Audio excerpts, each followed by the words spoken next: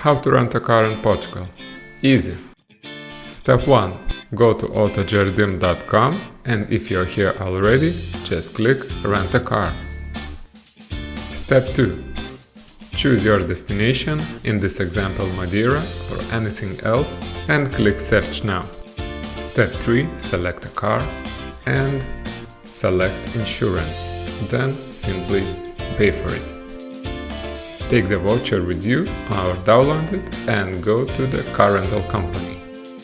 Before picking up your car, make pictures, make videos, just to be safe and have proof that you didn't make scratches or any bumps. Also, some things to know: for the best price you have to be at least 25 years old, you have to have experience of 1 or 2 years, and also if you need a child seat you have to pay extra. And of course, no alcohol behind the wheel. So that's pretty much it. Have fun in Portugal and thanks for watching.